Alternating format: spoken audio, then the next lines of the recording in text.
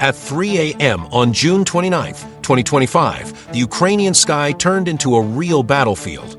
An armada made up of 477 kamikaze drones and 60 Russian missiles.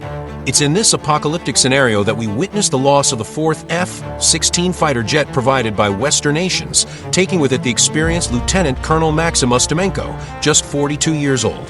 This isn't just another military conflict statistic.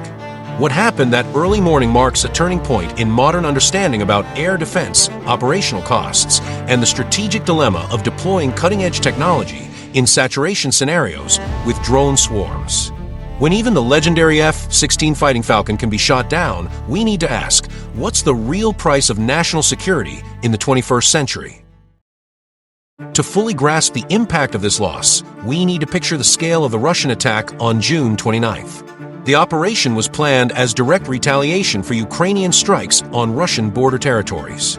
Within hours, Ukrainian airspace was saturated with an impressive diversity of threats. The small Shahid 136 drones, costing about $20,000 each, flew alongside sophisticated Kh-101 cruise missiles, each worth up to $10 million. This strategic combo shows Russia's tactical evolution, using cheap equipment to exhaust Ukrainian defenses, allowing expensive weapons to penetrate even critical targets. Ukrainian forces managed to intercept 211 drones and 38 missiles, but that means 288 threats broke through the defensive layers.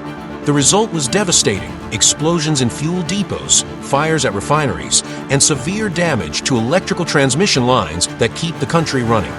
It was exactly at this critical moment that the few available F-16s were dispatched on a near-impossible mission: intercept the fastest and most dangerous targets while the national defense system was collapsing around them. Maxim Ustimenko was no ordinary pilot.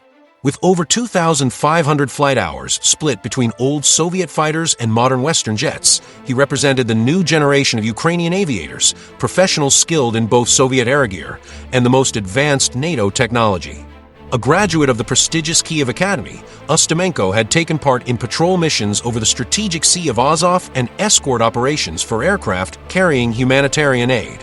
Before this last flight, his combat record included 7 enemy drones shot down with the M61 Vulcan cannon and 2 AIM-120 AMRAAM missiles, showing versatility in traditional air-to-air combat and the new drone swarm warfare.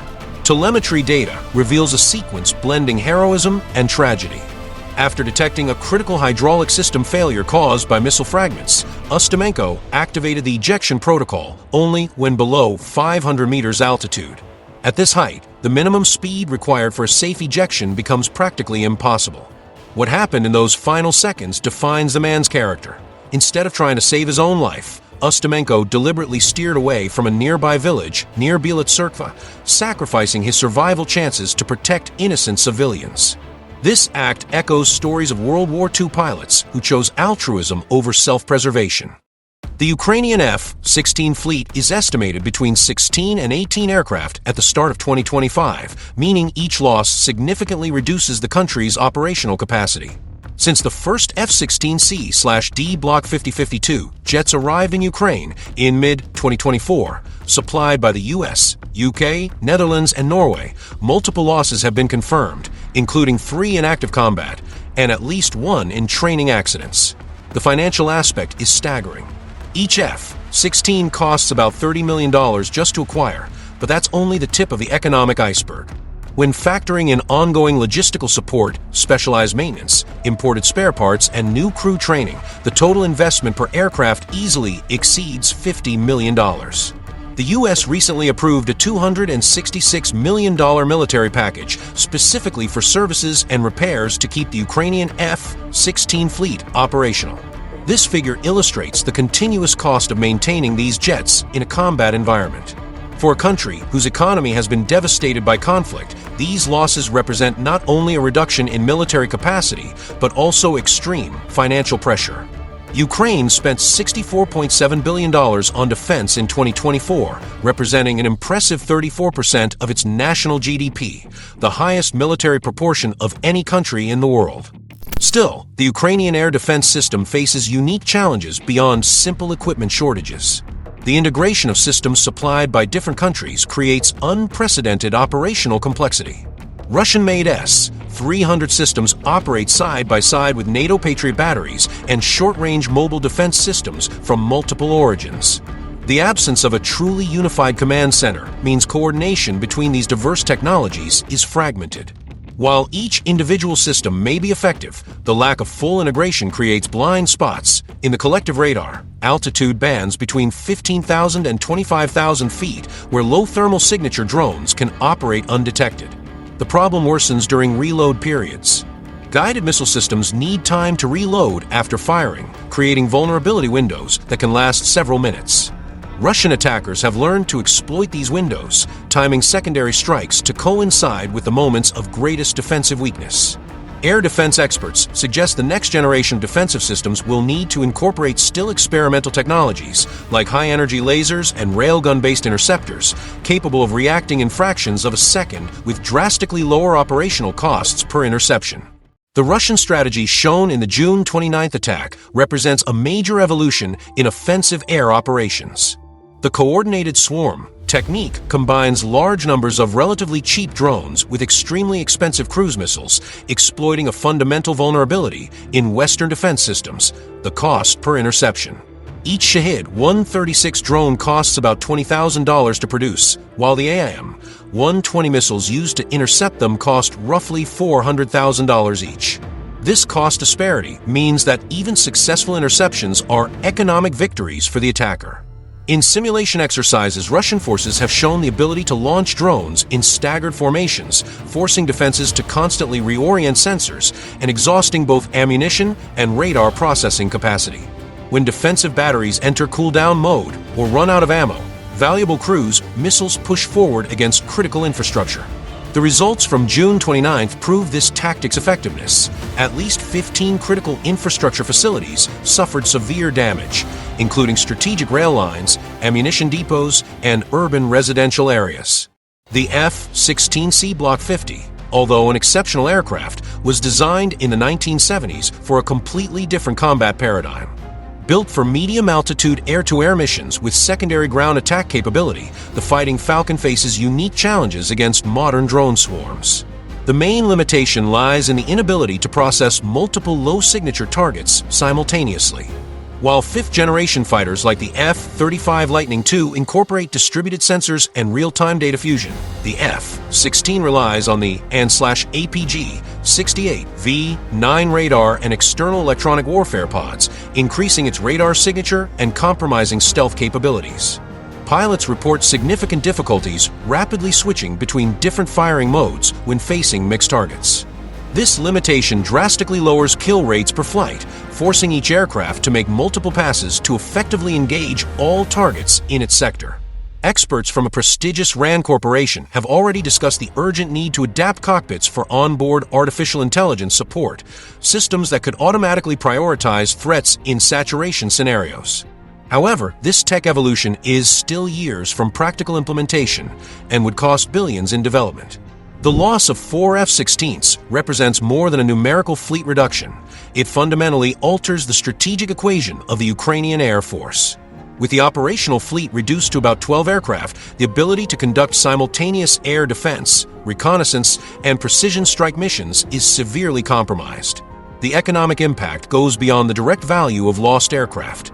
Each lost F-16 also means lost investment in pilot training, a process that can cost over $2 million per aviator and take years to complete.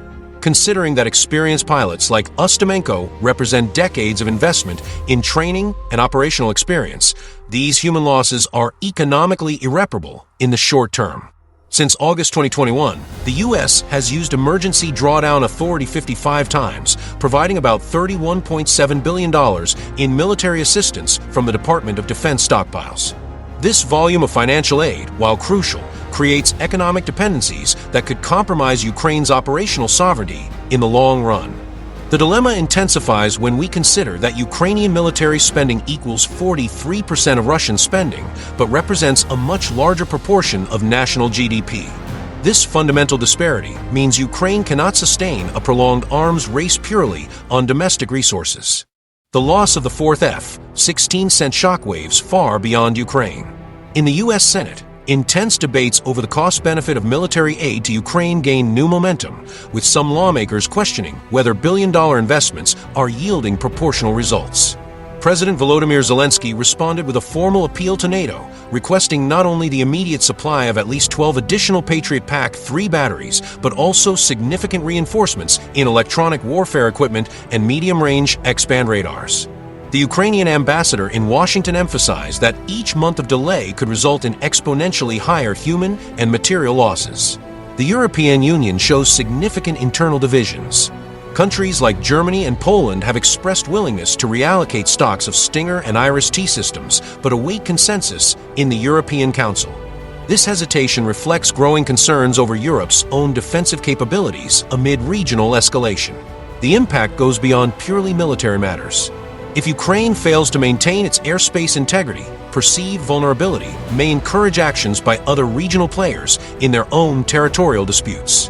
Countries like Iran and Turkey closely watch Ukrainian developments as case studies for their own geopolitical ambitions. The June 29th episode offers fundamental lessons on the mutating nature of modern aerial combat. The era of individual air-to-air duels between fighters has given way to saturation scenarios where volume, coordination, and economic sustainability determine outcomes more than pure technological superiority. The first crucial lesson is the need for truly integrated air defense systems. The coexistence of equipment from multiple origins must evolve toward full operational fusion, where different systems function as components of a single defensive organism. This requires not only technical compatibility, but also unified command protocols and extensive joint training. The second lesson concerns economic sustainability. The current model, where expensive interceptors face cheap threats, is fundamentally unsustainable long-term. Emerging technologies like directed energy systems and low-cost kinetic interceptors could rebalance the economic equation in favor of defenders. The third lesson relates to adapting existing platforms. Instead of waiting for next-generation fighters, significant modifications to aircraft like the F-16, including AI integration, enhanced sensors, and more sophisticated electronic warfare systems, could extend their operational relevance for decades. Ukraine faces fundamental strategic choices that will define not only its defense capability, but also its post-conflict economic viability. Dependence on expensive Western systems, while necessary short-term, must evolve towards sustainable domestic capabilities. Initiatives to develop domestic military technology, including autonomous interceptor drones and directed energy systems, may offer economically viable alternatives to imported systems. Tech partnerships with countries like Israel, which developed expertise in combating low-cost threat swarms, could accelerate this transition. Training a new generation of pilots and technicians specialized in swarm combat is also crucial. Training protocols must evolve to incorporate saturation scenarios as the norm, not the exception, preparing aviators for the operational reality of the 21st century. The death of Lieutenant Colonel Maxim Ustimenko and the loss of Ukraine's 4th F-16 are not just military statistics. They represent the human and economic cost of defending national sovereignty in an era of hybrid and asymmetric conflicts. Ustimenko's sacrifice, diverting his doomed aircraft away from civilian areas in his final moments, exemplifies the values Ukraine fights for. But his heroism also highlights the urgent need to evolve beyond current technological and economic limits. In a world where $20,000 drone swarms can defeat $50 million fighters, where attrition warfare becomes a battle of balance sheets, democratic nations must fundamentally rethink their approaches to national defense. The most advanced technology is useless without strategy, integration, and economic sustainability. The story of June 29, 2025 will be remembered not only as the day Ukraine lost its 4th F-16, but as the moment the world recognized that future air defense will require more than sophisticated machines. If you want to better understand how these technological and strategic changes might shape the future of global conflicts, subscribe to the channel and turn on notifications. Also, tell me in the comments, do you think directed energy systems can really change the air defense paradigm, or do we need completely new approaches to face 21st century threats?